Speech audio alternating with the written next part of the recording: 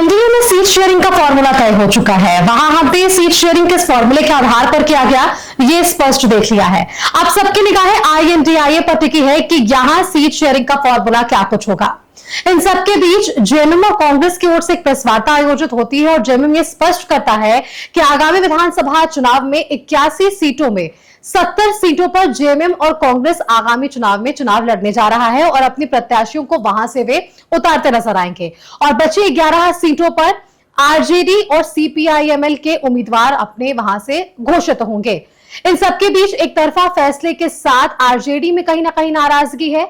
RJD के राष्ट्रीय प्रवक्ता है मनोज झा, उन्होंने आज झारखंड की धरती राजधानी रांची पर इस बात को स्पष्ट किया है कि 15 से 18 सीटों पर झारखंड में आरजेडी की मजबूत पकड़ है।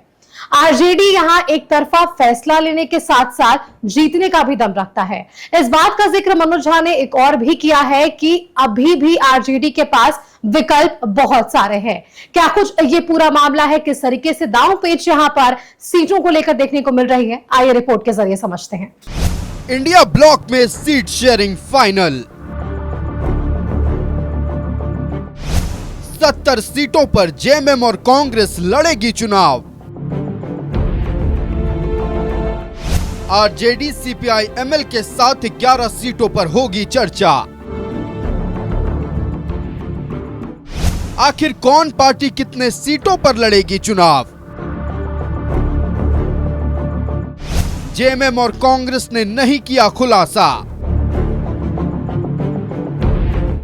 2019 में जेएमएम ने 43 सीटों पर उतारे थे उम्मीदवार। क्या 2024 में भी 43 सीटों पर ही चुनाव लड़ेगा जेएमएम, या 2019 से भी कम सीटों पर उतारेगा प्रत्याशी? 2019 में कांग्रेस ने उतारे थे 31 सीटों पर प्रत्याशी। क्या 2024 में 31 से कम सीटों पर लड़ेगी कांग्रेस? सीट बंटवारे से आरजेडी में नाराजगी की खबर। 2019 में 7 सीटों पर आरजेडी ने लड़ा था चुनाव।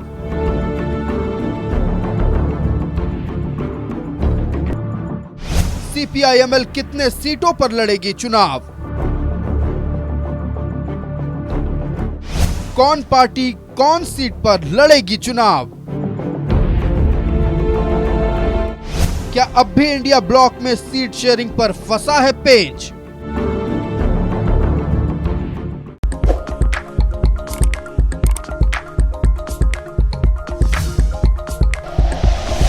Like and share videos, subscribe करें हमारा चैनल और प्रेस करें बेल आइकॉन।